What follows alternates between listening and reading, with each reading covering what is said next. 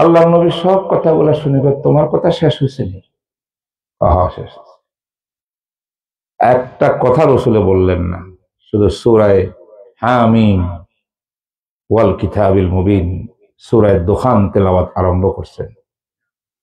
কয়েক রুকু তেলাওয়াত করার পরে এই কাফেরের প্রতিনিধি ডেলিগেশন হাক্কা বাক্কা খাই গেছে, দুই হাত পিছনে দিয়ে এমনি হয়ে গেছে।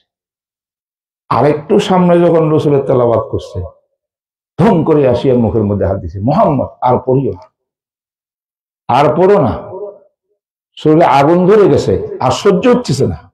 মা হাজা, এটা কি বললাম, কি শুনলাম, এটা কোনো মানুষের কালাম হইতে পারে না, এটা আমার গড়ের কালাম। বহুত প্রস্তাব, ফাইনাল ডিসিশন হয়তো দেশ থেকে বাইর করতে হবে, চিরকালের জন্য যাবজ্জীবন সশ্রম কারাদণ্ড দিয়া বন্দি করতে হবে, নাহলে হত্যা করতে হবে। প্রস্তাব তিনটা, সবাই ডিসিশন নিছে না, হত্যা করা যারা হইব না। কে করবে? সবাই বলছে আবু জাহেল তোমার বাতিজা, তুমি আজকে লিডার, সব প্রস্তাব তোমার পক্ষ থেকে, তুমি এই দায়িত্বটা লও। আমি আবু জাহেলের পক্ষে আমার বাতিজার সামনে তলোয়ার উঠানো অসম্ভব। সুবহানাল্লাহ। ওমর বলে আমি একটা কথা বলি, কি? তোমরা এগুলা ডিল করো, আমি ডিল টিল করি না, আমি ইসলামের পক্ষে নাই, আমি চরম শত্রু। আমার অধীনস্থ কয়েকজন ইসলাম গ্রহণ করছে, এদেরকে মাইরে আমি অর্ধেক সোয়াই ফেলাইছি, শেষ করে দিছি, জানটা বাকি আছে। আমি এত কিছু বুঝি না, আমি সোজা একটা প্রশ্ন করবো, করো। মোহাম্মদ যা যা বলে দ্বীনের নামে, কোরআনের নামে, এগুলো কি সত্য না মিথ্যা? এইটা আগে সিদ্ধান্ত লো। আবু জাহেল তো দেখো হয়ে গেছে, প্রশ্ন বড় কঠিন, চালাকি করছে। আগে মুহাম্মদ যা বলছেন না নবী হওয়ার আগে, এগুলা সব সত্য ছিল। নবী হওয়ার পরে যা কইতেছে এটা বলতে পারি না। দেখছেন লিডার তো। ওমর বলে তোমরা যদি বলো উনি মিথ্যা বলছেন, অবাস্তব, উনি নাউজুবিল্লাহ সুম্মা নাউজুবিল্লাহ, মুখেও আসবে না, উনি ফ্রড, মুহাম্মদকে হত্যা করার জন্য ওমরের তলোয়ার যথেষ্ট, আর কারো তলোয়ার। এতে কি বোঝা গেল? ওমর বেশি কড়া না আবু জাহেল কড়া? বুঝেন নাই আমার কথাটা? সেই ওমর আল্লাহ পাক রব্বুল আলামিন রসুলের ডান হাত বানাইছে ওমর ইবনে খাত্তাবকে, ঠিক না? ঠিক কোন?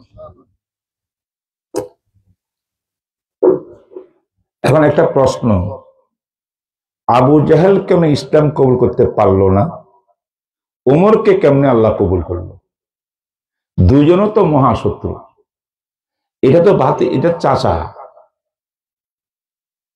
এর উত্তর হইল এই, হেদায়েতের লাইট জ্বলতে, ইমানের লাইট জ্বলতে দুইটা তার লাগে।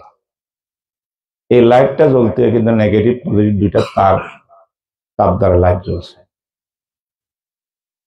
ইমানের দুইটা তারের মধ্যে একটা তার হইল কোরআন হাদিসের সংস্পর্শ। সুবহানাল্লাহ। যে লোকগুলা কোরআনের কাছে আসছে, নবীজির কাছে আসছে, ঘনিষ্ঠ হইছে, এর তার একটা পাই গেছে।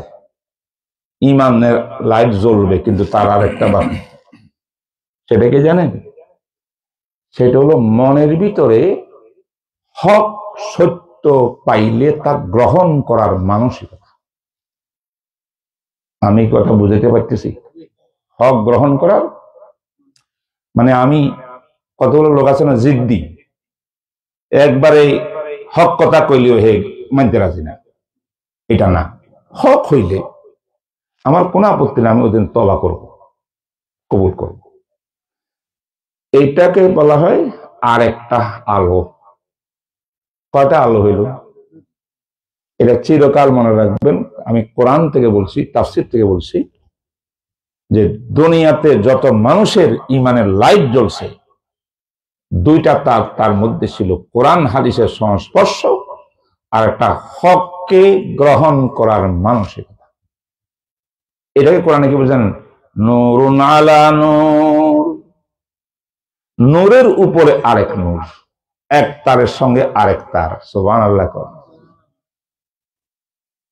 আল্লাহ আমাকে যাদেরকে ঈমান দিয়েছে, বিশ্বাস করেন, আপনি হয়তো জানেন না, আপনি নিজেই জানেন না নিজের অবস্থা। এই দুই তার যদি আপনার সঙ্গে না মিলত, আল্লাহ পাক আপনাকে আজকে মসজিদে বয়ানে বসার তৌফিক দিত না। আমরা দুইটা তার পাইছি। আবু জাহেলের কাছে তার ছিল একটা, সেটা হলো আবু জাহেলে কোরআন হাদিস খুব বেশি শুনত, লুকাইয়া লুকাইয়া শুনত। রাতের অন্ধকারে কেউ দেখে না, ঘুমকে হারাম করিয়া মোহাম্মদ রসুলের ঘরের পাশে গিয়ে কান লাগা দিত, রবিজি তাহাজ্জুদে কোরআন তেলাওয়াত করে। সুবহানাল্লাহ। এরা 3 লিডারের কোরআন তেলাওয়াত শুনতো চুপে চুপে গিয়া, কেউ কারোটা জানতো না। সকাল যখন হয়ে গেছে, 3 জন আসিয়া চৌরাস্তার ভিতরে একত্রিত হয়েছে। 3 জন, ওই তুমি করতে আইলা এখানে কেন? আমি তো মোহাম্মদের তেলাওয়াত শুনতে আইছি। তুমি লিডার, তুমি তেলাওয়াত শুনলে তো আমরা জনগণকে কিভাবে ওনার থেকে বারণ করবো? আচ্ছা, আমারটা গেল আগে, তুমি কি লেগে আইসো? হেও কয় এই কথা, তুমি কি লেগে আইসো? আচ্ছা, 3 জন একটা ইত্তেফাক করো, আমরা এই 3 জন লিডার আজ জীবনও কোরআনের সামনে আসবো না। তবা টবা করে চলে গেছে। পরের দিন রাতে শুয়ে এসে চিন্তা করে, নিষেধ যখন করছি আজকে তো আর কেউ আইবো না, আবু জায়গা আমি যাই। একা একা আইছে। আর একজন চিন্তা করছে, আখনাফ ইবনে শারিক সুরাইক, কে তো আজকে আইব না, আমি একা একা যাই। মন তো মানেন না, কোরআন শুনতে মজা লাগে, বুঝতে পারছেন? এই করতে বলতে বলতে সবাই জানে যে কেউ আইব না আমি যাই, কেউ আইব না আমি যাই, 3 জন চলে গেছে। বুঝেন নেই কোরআনের আকর্ষণ। আবু জাহেলের মধ্যে কোরআন হাদিসের আকর্ষণ ছিল, নূর একটা জ্বলছে কিন্তু ঈমান আসে নাই। কেন? আবু জাহেলের মনে ছিল যত হক মুহাম্মদ হক হোক না কেন, সত্যবাদী হোক না কেন, আমি তাকে মানব না, মানলে গদি আমারটা থাকবো না। বুঝলেন না? মনে হয় আবু জাহেলের গদি থাকবে না, লিডারই থাকবে না। মুহাম্মদ সাল্লাল্লাহু আলাইহি ওয়াসাল্লামকে সবার লিডার বানাই দেব, আমি লিডারিও ছাড়বো না, আমি গ্রহণ করতে নাই। কোরআন কি লেখা করো, শুনোস কি লেখা, খুব ভালো লাগে। তার একটা আছে, বলেন না, আরেকটা নাই, ঈমানও পাই নাই। ওমর ইবনে খাত্তাব কোরআন শুনছেন বোনের ঘরে গিয়া, মনে আছে তো? সূরা তাহা শুনছেন, এই কোরআনের সংস্পর্শ নিছে। আর ওমর আজীবন মনে একটা ছিল, হক যেখানে আমি সেখানে, হককে গ্রহণ করার মানসিকতা ছিল ওমরের। দুইটা তার যেদিন একত্রিত হয়েছে কোরআন তেলাওয়াত, আগের থেকে ছিল হক গ্রহণ করার অবস্থা। দুইটা যখন একত্রিত হয়েছে, সঙ্গে সঙ্গে ঈমানের লাইট জ্বলছে। ওমর ইবনে খাত্তাব বলছেন, আশহাদু আল্লা ইলাহা ইল্লাল্লাহু ওয়া আশহাদু আন্না মুহাম্মাদান আবদুহু ওয়া রাসূলুহু। এই কথার থেকে আমরা কি পাইলাম? হেদায়েতের লাইট জ্বালাইবার লাগে কয়টা তারের দরকার ভাই? চিরজীবন মনে রাখবেন, হক কোনটা, যেটা হক প্রমাণিত হবে, আমার বুঝে আসবে, আমি ওই দিন 1 সেকেন্ড লেট করব না, অতীত থেকে তওবা করি, হক গ্রহণ করব। রাজি আছেন ইনশাআল্লাহ? আল্লাহ কবুল করুন। এই একটা কথা বললাম, এটার মধ্যে অনেক কিছু আছে, কিন্তু আছে না নাই? বুঝতেছেন না আপনারা আমার কথা? আজকে আমার এক ভাই প্রশ্ন করছে, কঠিন প্রশ্ন, একটু আগে প্রোগ্রামটা ওইখানে করার কথা ছিল, ওনাদেরকে নিয়ে চলিয়েছি এখানে। এক ভাই প্রশ্ন করছে আমাদের এখানকার অন্যতম সদস্য কমিটির। তিনি জিজ্ঞাসা করছেন, আসরের নামাজ হয়ে যাওয়ার পরে আমি বাথরুমে গেলাম, বাইরে কিছু কাজে গেলাম, আবার মাগরিবের আগে আগে, আসরে একবার সূর্য ডুবার আগে আগে মসজিদে ঢুকলাম, তখন কি আমি আল্লাহু আকবার দূরে করে নামাজ পড়তে পারবো না? তাহিয়াতুল মসজিদ। আমি বলছি আপনার উত্তর মসজিদে দেব। এখন আমি কি উত্তর দিব? আমার কাছে কোনো উত্তর টুত্তর কিছু নেই, নো আনসার। আমার কাছে কোরআন হাদিস আছে, আমি কোরআন হাদিস পেশ করব। মানো আপনার কাজ, না মানো আপনার কাজ। যদি হক মনে করেন কবুল করবেন, হক জানিয়ে যদি কবুল না করেন সেটা আপনার ব্যাপার। ওই ঘটনা আরেকটা, তার একটা আছে আরেকটা লেস, বুঝেন না মনে হয়। জনাবে রাসূলুল্লাহ সাল্লাল্লাহু আলাইহি ওয়াসাল্লামের এক হাদিস, লা সালাতা বাদাল ফাজরি ওয়ালা সালাতা বাদাল আসর। রাসূলুল্লাহ সাল্লাল্লাহু আলাইহি ওয়াসাল্লাম নিজে বয়ান করতেছেন সহিহ হাদিসের মধ্যে, ফজর নামাজ আদায় করার পর সূর্য ওঠার আগে নামাজ নাই, আসর নামাজ আদায় করার পরে সূর্য ডুবার আগেও নামাজ নাই। এটা আমার কথা না রাসূলের? রাসূলের কথা। পক্ষান্তরে কিছু কিছু হাদিসের মধ্যে আছে, ইযা দাখালা আহাদুকুম ফিল মসজিদি ফালা ইয়াকউদ হাত্তা ইউসাল্লি রাকাতাইন আও কামা ক্বালা রাসূলুল্লাহ সাল্লাল্লাহু আলাইহি ওয়াসাল্লাম। তোমাদের মধ্যে কেউ যদি মসজিদে প্রবেশ করো, 2 রাকাত নামাজ আদায় না করিয়া বসবা না। এইটা কার হাদিস বলেন না একটু? রাসূলের হাদিস। এখন সেকেন্ড হাদিস যেটা, এটা অর্থ হলো যখন ইচ্ছা যখন মসজিদে ঢুকবো আমি আর কিছু দেখবো না, কি টাইম টেবিল কোন টাইম, আমি 2 রাকাত নামাজ পড়বো। এটা শেষ হাদিসে বলে। প্রথম হাদিসে বলে যে আসরের পরে নাই, ফজরের পরেও নেই নামাজ। ঠিক আছে, তার মানে তো নামাজ এটা নিষেধ। এক হাদিসে এটা বলে, আর এক হাদিসে এটা বলে। 2 হাদিসের মধ্যে সামঞ্জস্য করিয়া কোনটার উপরে আমল করবেন? একটা হাদিস আমল আর একটা বাতিল, ওইটা আমল এটা বাতিল, না 2টা হাদিস মিলাইয়া একটা ফলাফল বের হবে। এই জিনিসটা কি আমার আর আপনার মতো সাধারণ লোকের কাজ? আপনি বুঝেন হাদিস কারে কয়? হাদিস সহিহ কখন হয় জানেন? জয়ীফ কখন হয় জানেন? হাসান কখন হয় জানেন? হাদিসে মারফু কাকে বলে জানেন? মওকুফ কাকে বলে জানেন? হাদিসে মুতাওয়াতির, হাদিসে মাশহুর, হাদিসে মুস্তাফিজ, খবরে ওয়াহিদ, এগুলা সব বিজ্ঞ বড় বড় মুহাদ্দিসের কাজ। বিজ্ঞ পণ্ডিত্য লাভ করছেন যারা হাদিসের জগতে, তাদের কাজ। মনে রাখবেন, 4 মাযহাবের কোন ইমাম যে বিষয়ে হাদিসে সুস্পষ্ট আছে, কথা একটা আছে, সেখানে কোন ইমামের ইজতিহাদ আর মাযহাবগিরি চলবে না। বুঝেন না মনে হয়? কোরআনে অথবা হাদিসে যে মাসলা সুস্পষ্ট, সাংঘর্ষিক না, বিরোধ নাই, সমস্যা নাই, সেই ক্ষেত্রে কি নাই? ইজতিহাদও নাই, তাকলিদও নাই, মাযহাবও নাই, ইমাম মানাও নাই। মাযহাব আইলো কোত্থেকে? আমার উচিত ছিল আরো আগের থেকে একটু কথা বলতে আপনার সঙ্গে। মাযহাব ওইখানে আসছে, এই যে এটা উদাহরণ দিলাম, এক হাদিসে এরকম বলছে আর এক হাদিসে এরকম বলছে, কোনটা সঠিক? 2টা হাদিস সঠিক না? একটা ঠিক একটা বেঠিক, না একটা গ্রহণযোগ্য হবে একটা গ্রহণযোগ্য হবে না? আমি ফয়সালা দেওয়ার কেউ না, আপনিও কেউ না। এটা তারা সিদ্ধান্ত দিবে যখন সবিরোধ হাদিস আসবে, বাহ্যিক ভাবে সবিরোধ, এক হাদিসের এই কয় এক হাদিসে এই কয়, এক আয়াতে এমন আছে আর এক আয়াতে এমন আছে। কোরআন হাদিসের মধ্যে কিন্তু বিরোধ নাই কোনোদিন। আল্লাহর কালামের মধ্যে ওহির মধ্যে বিরোধ থাকতে পারে না। বিরোধ যেটা দেখা যায় আমাদের চোখে দেখা যায়, আমাদের এলেম কম, এই কারণে। বুঝতে পারছেন কথাটা?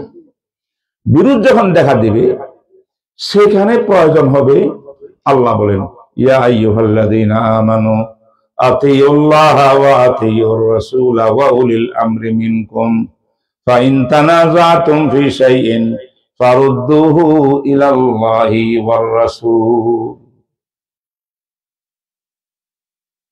হে আমার বান্দারা, আতিউল্লাহ, আল্লাহকে অনুসরণ করিয়া তাআত করিয়া চলো, তথা কোরআনকে অনুসরণ করিয়া চলো, রাসূলকে ইতাআত করিয়া চলো, তথা সুন্নাহ হাদিসকে অনুসরণ করিয়া চলো। আল্লাহ পাক ৩ নম্বর বাক্য বলছেন, ওয়া উলিল আমরি মিনকুম। উলিল আমরের অর্থ হইল বিজ্ঞ বিজ্ঞ উলামা। এখানে কোরআনের কথাও নাই, হাদিসের কথাও নাই। অর্থ হইল কোরআনে যখন পাইবা, তোমার অন্যদিকে যাওয়ার আর কোনো দরকার নাই, যদি সুস্পষ্ট বিধান হয়।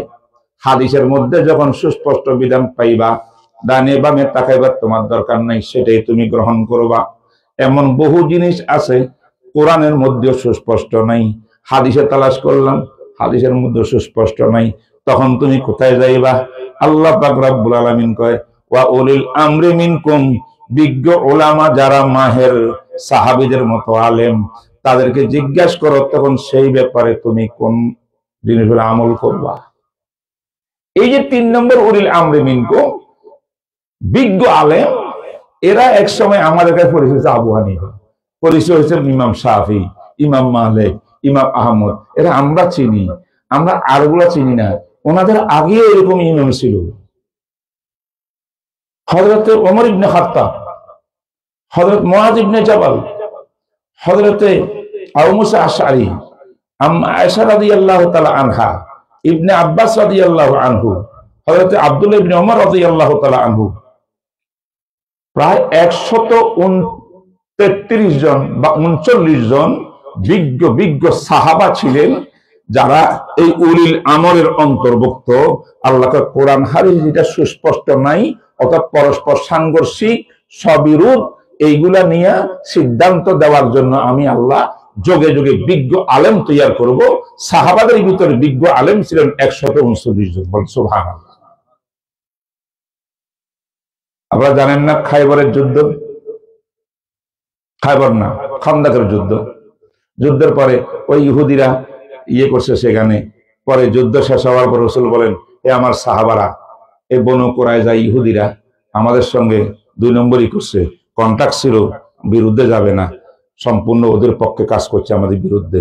এখন জিবরাইল আসছে, বলছে যে জিবরাইলের সৈন্যরা, ফেরেশতারা এখনো পোশাক খোলে নাই, যুদ্ধ আরো বাকি আছে, চলো ওদের সঙ্গে, এদের খবর নিতে হবে।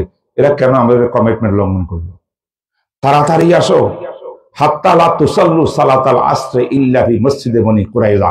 যতক্ষণ পর্যন্ত তোমরা এত তাড়াতাড়ি আসো, আসরের নামাজ যেন কোথায় পড়তে পারো? ওদের বনু কুরাইজায় পড়তে পারো। ওইখানে না গিয়া লা তুসাল্লু, আসর পড়িও না, তাড়াতাড়ি আসো। সব সাহাবা চলে গেছেন, কিছু সাহাবা রয়ে গেছে, প্রস্তুতি নিতে লেট হয়ে গেছে। এরকম পিছনে রওনা দিছে মদিনা শরীফ থেকে। ওই আওয়ালি, যারা চিনেন মদিনা শরীফ যান, উমরা করেন, আওয়ালিটা জায়গা আছে না মদিনাতে, এই আওয়ালিটা ছিল বনু কুরাইজার এলাকা, ইহুদের এলাকা। সেখানে রওনা হয়েছে। রাস্তার মাঝখানে আসরের টাইম, যায় অবস্থা, আসরের টাইম প্রায় শেষের দিকে। এখন সাহাবীদের মধ্যে চিন্তা হয়েছে, কিরে, আল্লাহ পাক তো কোরআনে কইছে, ইন্নাস সালাতা কানাত আলাল মুমিনিনা কিতাবাম মাওকুতা। আল্লাহ পাক বলেন প্রত্যেকটি নামাজকে তার সময়, নির্ধারিত সময়ের মধ্যে করতে হবে। এটা কোরআনের কথা। আবার নবীজি বলছেন আসর নামাজ কোথায় গিয়ে পড়তে? সেখানে গিয়া। এখন নবীজির হাদিস মানলে নামাজ কাজা হইয়া যাক, এশারের নামাজের টাইম হইয়া যাক, নো প্রবলেম, ওইখানে গিয়ে আসর পড়বো, এটা হাদিসের চাহিদা। কিন্তু কোরআনে বলে নির্দিষ্ট টাইমে নামাজ পড়বা, কাজা করবা না। এটা হলে তো এক্ষুনি নামাজটা আদায় করতে হয়। আমরা কোনটা করব? আমার কি কথা বুঝে এসেছে আপনাদের? তাহলে দুইটা দুরকম হয়ে গেছে কিনা? এবার সাহাবায়ে কেরামের মধ্যে কিছু হয়েছে, গবেষণা শুরু হয়েছে, এই বিরোধপূর্ণ আয়াত আর হাদিসের মধ্যে সামঞ্জস্যটা কেমন করে হবে। একদল মুস্তাহিদিন, এক জামাত সাহাবা বললেন কোরআন সবার আগে। নবী রাসূল বলছেন, তার অর্থ হইল, হুজুর আমাদেরকে তাড়াহুড়া করে যাইতে বলছেন, যে কোনো কারণে আমরা করতে পারি না, লেট করে ফেলছি, তাই বলি কোরআন আয়াত বাদ দেওয়া যাবে না, আসলে এখানে হচ্ছে। আরেক দলে কয় আমরা এত কিছু বুঝি না, নবী রাসূল কইছে আসর ওইখানে পড়তে, টাইম জাগা কাজা হইয়া যাক, ওইখানে পড়বো। এই সাহাবীরা পড়লেন না, এই সাহাবীরা পড়লেন। দল কয়টা হইল? দুইটা। এবার উভয় দল সামনে যেতে যেতে মাগরিবের টাইম হয়ে গেছে, এখনো বনকরা যায় পৌঁছে নেই। মাগরিবের নামাজ দোনো দল একাত্রে, একজন ইমামের পিছনে একাত্রে নামাজ পড়ছে, দুই দল। কেন? মাগরিব নিয়ে রসুলের কি নেই, কোনো বক্তব্য নাই। বক্তব্য কি নিয়েছিল? আসরের নামাজ। এখন এশারের সময় গিয়ে নবী আসলাম কাছে সাক্ষাৎ করছে বনকরা। উভয় দল করে, ইয়া রাসূলুল্লাহ, আমরা তো আসরের নামাজ সম্পর্কে এই করছি, আমরা নামাজ পড়ছি না, নামাজ পড়ে নাই, এখন আমরা কি করলাম এটা বলি। বুখারী শরীফের হাদিস কি আছেন, ফালাম ইউআন্নিফ আহাদান, রাসূলুল্লাহ সাল্লাল্লাহু আলাইহি ওয়াসাল্লাম কোন এক দলকে, জামাতকে তিরস্কার করেন নাই। এর অর্থ হইল উভয় জামাতকে হক বলেছেন। সুবহানাল্লাহ। দুই জামাতের আমল দুই রকম হয়েছে না? আমার নবী দুই জামাতকে হক বলছেন কিনা? কেন?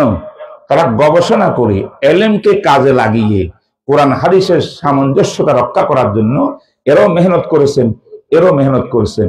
প্রত্যেক আপন ইখতিয়ার বুঝ অনুযায়ী পড়ছেন আল্লাহকে রাজি করার জন্য, রসুলকে রাজি করার জন্য। আল্লাহ এটা কবুল করছে, এটা কবুল করছে। এই জন্য মাযহাব চারটা, এক এক মাযহাবে একটা বলবে। কেউ বলবে আসর নামাজের পরে নফল, এটা মাকরুহে তাহরিমা, আপনি পড়তে পারবেন না। কেউ কেউ বিভিন্ন কারণে, ওই প্রথম দ্বিতীয় হাদিসের কারণে কয় হ্যাঁ, যদি তাহিয়াতুল মসজিদ হয় তাহলে পড়া যাবে। তো পড়া যাবে যারা বলছেন তারা গবেষণা করছেন এক হাদিসকে কেন্দ্র করি, পড়া যাবে না মাকরু যারা বলছেন তারা বলছেন আরেক হাদিসকে কেন্দ্র করি। তো এদের পক্ষেও হাদিস আছে, ওদের পক্ষেও হাদিস আছে, দলিল উভয় পক্ষে আছে। আপনি এই দলিলকে কম্প্রোমাইজ করি, দলিলকে রিচার্জ করিয়া আপনি কোনটা ভালো কোনটা খারাপ এটা নির্ণয় করার ক্যাপাসিটি কিন্তু আমাদের মধ্যে নাই। আল্লাহ এই ক্যাপাসিটি বিজ্ঞ আলেম ওলামায়ে কেরামকে, যাদেরকে ইমাম মুজতাহিদ বলে, তাই এটা জিজ্ঞেস করতে হবে ইমাম আবু হানিফাকে আমরা কোনটা করব, ইমাম শাফিকে, শাফি মাযহাব হইলে আমরা কোনটা করব। এটার নাম মাযহাব মানা। মাযহাব আল্লাহর কসম কোরআন হাদিসের বাইরে কোনো কিচ্ছু নাই মাযহাব। This is মাযহাব। এখন যদি বলেন আমরা কোনো মাযহাব মানি না, মানিয়েন না, কোনো সমস্যা নেই। তাহলে আপনি এই অবস্থান কোনটা করবেন? যদি আপনি আসর পড়েন তাহলে এক হাদিস অনুযায়ী পড়লেন, আর যদি না পড়েন আর এক হাদিস অনুযায়ী পড়লেন না, তো আপনি যেটাই করবেন এটা কোন না কোন মহান ব্যক্তির মতামত মাযহাবের ভিত্তিতে আমল হবে। আপনার নিজের মত কোনো আমল এখানে হচ্ছে না। তাই মনকে স্বাধীন রাখিয়া যা মন চায়, যেটা ভালো লাগে, লাইক হয়, এটাই আমি করব। দিস ইজ নো ইসলাম। এটার নাম ইসলাম না। ইসলাম কোরআন হাদিসকে ফলো করার নাম ইসলাম। কথা মনে বুঝাতে পারিনি? কষ্ট পাইছেন? সবার মতামতকে শ্রদ্ধার সাথে সম্মান করিয়া আমি আপনাদেরকে বুঝাচ্ছি জিনিসটা কি। আল্লাহ তৌফিক দিলে যদি আবার সফরে থেকে আসি, আমাকে প্রশ্ন করবেন ইচ্ছা মতো, সারাদিন, যে কোনো টাইম। এটা লম্বা কথা বলবো, আজকে এতটুকু কথা আমার মনে হয় যথেষ্ট সামান্য বুঝার জন্য। বুঝেন না জিনিসটা কোথায়? সব জায়গা থেকে মাযহাব চলে? নো। মাযহাব কোথায়? যেখানে সিদ্ধান্তহীনতা, সবই রূপ। এক আয়াতে এটা, আর এটা হাজার ঘটনা আছে। আমি যদি বলতে থাকি রাত শেষ হয়ে যাবে, আমার বলা শেষ হবে না। আল্লাহর রহমতে হুজুরও বলবেন। কথা হলে আমি স্যাম্পল দিলাম একটা কথা, যে আমরা কেন আজকে সবচেয়ে বড় মুসিবত, আমরা মুসলমান ভাই, আমরা ইমানি ভাই, ইমানি ভাইয়ের মধ্যে এইগুলা নিয়ে এত জিদ কেন, এত গরমাগর্মি কেন? আপনি কি বড় আলেম? আপনার কোরআন হাদিসকে বিচারক হইয়া সিদ্ধান্ত দেওয়ার ক্ষমতা আপনার কাছে আছে? আলহামদুলিল্লাহ, করেন। আপনার যেটা মন সেটা করেন। যদি ওই যোগ্যতা আপনাদের না থাকে, আপনার একটা রাস্তা দেখতে হবে। যে ব্যাখ্যা ইমামে আবু হানিফা দিয়েছেন কোরআন হাদিসের, সেই ব্যাখ্যা আমি মানি, তা আমার নাম হানফি। যে ব্যাখ্যা কোরআন হাদিসের ইমাম শাফি দিয়েছেন, যারা নাকি ওই ব্যাখ্যাটা গ্রহণ করে তাদের নাম শাফি। কথা বোঝেননি? সাহাবায়ে কেরাম, মক্কা মুকাররমার মধ্যে একজন বড় ইমাম ছিলেন আব্দুল্লাহ ইবনে আব্বাস রাদিয়াল্লাহু তাআলা আনহু। অসংখ্য সাহাবা ওনাকে ফলো করে করে জীবন চালাইছেন, পুরা মাস্টার নিছেন। কেন? আল্লাহ কইছে ফাসআলু আহলা যিকরি ইন কুনতুম লা তা'লামুন। যারা বিজ্ঞ, ইলম রাখো না, জ্ঞান রাখো না, তারা যারা জ্ঞানী আছে তাদের ফলো করো। আল্লাহ কইছে আমি ফলো করতেছি, কিয়ামতের ময়দানে আমাকে যে তুমি কেন অমুককে ফলো করছো, আল্লাহ আপনি কইছেন না ফাস আলু আলা যিকরি ইন কুনতুম লা তা'লামুন। আমার তো জবাব শেষ, আমার দায়িত্ব শেষ। কথাটা বুঝেন নাই? আল্লাহু আকবার। তো দোস্ত আহবাব, কথা বললে অনেক লেট হয়ে যাব। আমি আপনাদেরকে কষ্ট দিতে চাই না, কারণ বেশ কয়েকদিন কষ্ট দিয়েছি আপনাদেরকে, বয়ান করি, লম্বা লম্বা কথাবার্তা বলেছি। আমাদের আল্লাহর ওয়াস্তে লাইনচ্যুত হইয়া নিজে একটা লাইন বানাইয়া আপনার যেটা ভালো লাগে কথা সেটা গ্রহণ করবেন। আপনি কি আপনার নফসের উপরে কতটুকু কাবু? এখানে নফসে আমার একটা আছে, বড় দুষ্ট নফস, আমার অবৈধ মনের চাহিদা। কত আপনার কাছে কোনো সময়, এখন শীতকাল না ঠান্ডাকাল না, হ্যাঁ ঠান্ডাকালে একটা মাসলা আছে, এক হাদিসের মধ্যে আছে, যদি কেউ ওযু করার পরে বিবি সাহেবাকে, যে কোনো নারীকে টাচ করে, সঙ্গে সঙ্গে ওযু শেষ হয়ে যাবে। এটা হাদিস। বিবি সাহেবকে টাচ করলে কি হবে? ওযু ভেঙে যাবে। শুনেন না হাদিস এটা? বুখারী শরীফে আছে। হ্যাঁ হ্যাঁ, কেউ কেউ বলছেন যে কাপড় উপরে টাচ করলে ভাঙবে না, সরাসরি টাচ করতে হবে, আপনার লাগছে আর কি একটু, ওযু শেষ। বুঝতে পারছেন? আর কারো কারো ইয়েতে হাদিসে আছে যে মা ইয়াখরুজু মিনাল জিসমি, শরীরের থেকে যে কোনো জায়গা দিয়া রক্ত, পুষ, পানি বের হবে, ওযু শেষ। বুঝেন নেই? আবার আরেকটা আছে যে পায়খানা পেশাবের দুই রাস্তা দিয়া যা বের হয়, ওযু শেষ। ইমাম শাফি রহমতুল্লাহের মাযহাবটা হইল, তিনি বলেন একমাত্র পেশাব পায়খানার রাস্তায় বের হইলে ওযু ভাঙবে, অন্য যাদের রক্ত পূজা বের হোক অন্য শরীর দিয়া, ওযু ভাঙবে না। এটা ওনার ফতোয়া। কিন্তু ইমাম শাফির ফতোয়া এইটাও আছে, কোন মহিলাকে টাচ করলে সঙ্গে সঙ্গে ওযু শেষ। ইমাম আবু হানিফা রহমতুল্লাহ বলছেন শরীরের যে কোনো অংশ দিয়া যা কিছু বের হোক না কেন, ওযু শেষ। তবে নারীকে টাচ করলে কি নেই, ওযু ভাঙবে না। বুঝতে পারছেন কিনা? এখন আমেরিকার মধ্যে যখন আরো ঠান্ডা পড়বে, হ্যাঁ এই এখন কত ডিগ্রি চলে আল্লাহ, আরো যখন ঠান্ডা পড়বে, এখন একজন বলল হঠাৎ করে ওযুর পরে বিবি সাহেবকে একবার কোলাকুলি করি, মোয়ানাখা করি, আদর মায়া করে শেষ। এবার চিন্তা করলো, কিরে আমি তো শাফি মাযহাবের মানুষ, আমি তো আমার বিবিকে টাচ করছি, আমার তো ওযু শেষ। কিন্তু এই ঠান্ডার মধ্যে কে ওযু করবো? মনে মনে বলছে আচ্ছা না, হানাফি মাযহাবে তো অসুবিধা নাই, তাই এই মাসটার ভিতরে আমি হানাফি হয়েছি, মনে করতেছে। তার আছে তো, হাদিসও আছে, মাযহাবও আছে, তার অসুবিধা কি? এটা নেন, ওযু থেকে বাঁচি যান না। পরের দিন আরেকটা হয়েছে, এখান দিয়ে পুষ বাড়িছে। এবার সর্বনাশটা, আমি উজু গেলাম একটু আগে, আবার রক্ত করতে নাইলো। আচ্ছা শাফি মাযহাবে তো এখান দিয়ে রক্ত বেরিয়ে হইলে উজু যায় না। এবার আজকে শাফি, গতকাল হানাফি আছে। সুবিধাবাদ জিন্দাবাদ। এইটার নাম নফসের পূজা, খায়েশের পূজা, কোরআন সুন্নাহর ইত্তেবা নয়। কোরআন সুন্নাহ আল্লাহ রাসূল মানতে হইলে দলিল ভিত্তিক বিজ্ঞ আলেমদের দামন ধরতে হবে, সে রাস্তা গ্রহণ করতে হবে। আপনার কাছে ক্যাপাসিটি নাই, তাকে দাবি করেন না, আমরা একটু দেখি কত আছে। কি বুঝেন আপনি? কিচ্ছু জানি না, শুধু আমি অমুক, আমাদের এক হুজুর এটা কেছে, আরেক হুজুর। আপনার হুজুরটা কি আবু হানিফা থেকে বড়? আপনার হুজুর এইটা যে কালকে আসলে এখানে নামাজ পড়ে গেল, উদাহরণস্বরূপ, এটা কি ইমাম শাফির থেকে বড়? যারা এশারের নামাজ ওযু দিয়া তাহাজ্জুদ পড়ছে, ফজরের নামাজ পড়ছে, কত বড় আল্লাহর ওলি, লক্ষ লক্ষ হাদিস মুখস্থ, এক এক হাদিস থেকে হাজার হাজার মাসলা এক রাত্রে উদ্ভাবন করছে যে সমস্ত ব্যক্তিরা, ওদের আপনার ভালো লাগে না, আপনি অমুক শেখ সাহেবকে ভালো লাগে। কারণ উনি ইউটিউবে দেখা যায় ওনাকে, উনি ভাইরাল বক্তা, ভাইরাল সে। আল্লাহর বাস্তে এগুলা করিয়েন।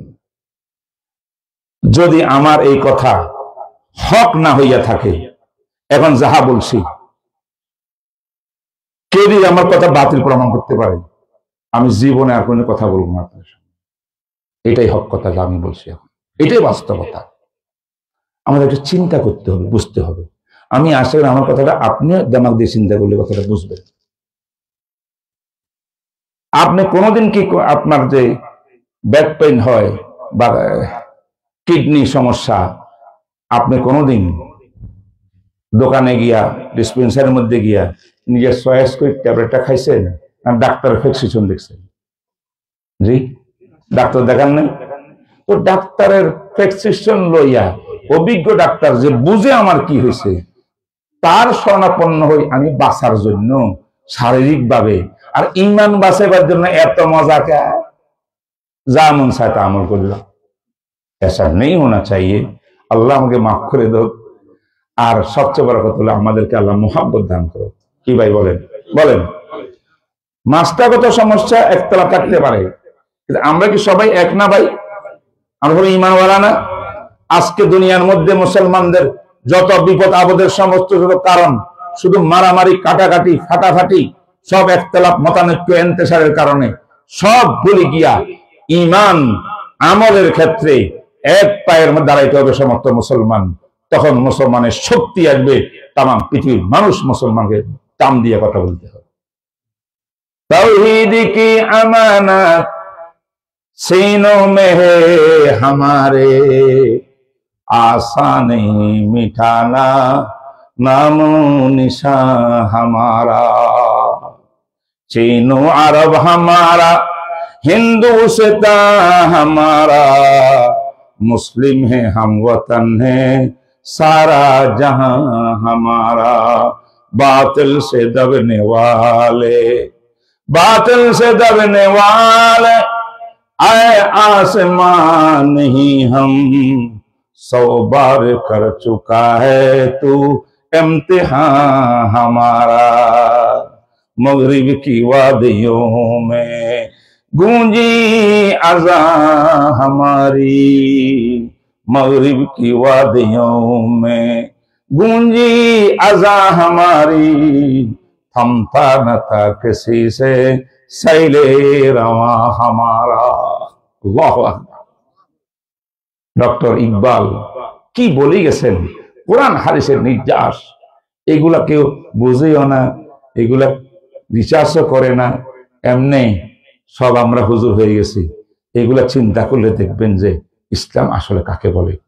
আমাদের প্রয়োজন ঐক্যবদ্ধ হওয়া, কোনোদিন বিদ্বেষ রাখবো না একে অপরের সঙ্গে, ঠিক আছে না বলেন? আমরা সবাই ভাই ভাই, ইমানি ভাই, রাজি আছেন তো? ইন্নামাল মুমিনুনা ইখওয়া, ঐক্যবদ্ধভাবে কাজ করতে হবে।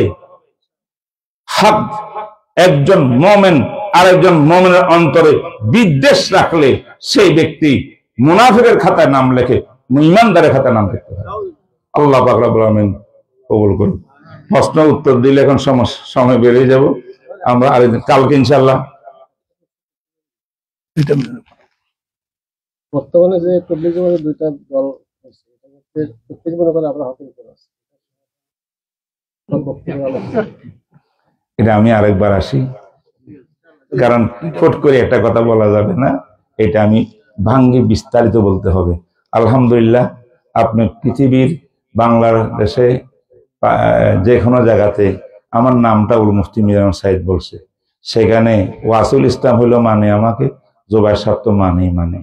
আমাদের কথা এটা ডকুমেন্টারি হয় এবং এতেদাল যেটাকে বলা হয়, কি বলে এটাকে? এতেদাল মানে মিডিয়াম, ব্যালেন্স রাখি হয়। মানে কোন পক্ষে অতিরিক্ত বাড়াবাড়ি, মারামারি, এই সেই, এগুলার পক্ষে ইসলাম না, আমিও নেই, বুঝছেন? বাকি এর ভিতরে কথা আছে। আমি শুধু একটা নসিহত করব, কোরআন হাদিসের ওয়ারাসাতুল আম্বিয়া, নবীর ওয়ারিস কিন্তু উলামায়ে কেরাম। এটা হাদিস কিনা? আল উলামা ওয়ারাসাতুল আম্বিয়া, নবীওয়ালা কাজ, নবীর ওয়ারিস যারা, এরাই বেশি জানে কেমনে করে। তাই আলেমদের মাইনাস করে দিনের কোনো কাজ দিনদার হইতে পারে না। এখন দোনো পক্ষে চেষ্টা করবে আলেমদেরকে অনুসরণ করার জন্য। যদি আমার কথা আজকে যা কইছে সামান্য এইটা যদি আমল হইতো, তো দল দুটা থাকতোই না। কয়দিন হয়েছে এক প্লেটে ভাত খাইছেন আপনারা? বলেন কয়দিন হয়েছে? আজকে কেন এরকম হয়েছে? কি হয়েছে আমাদের? নফস নফস পদ পদ সারি দিয়ে আমরা সব ভাই ভাই হয়ে যাবো। ও আখর দাওয়ান আলহামদুলিল্লাহ আলামিন। কষ্ট পাইছেন নি কোনো?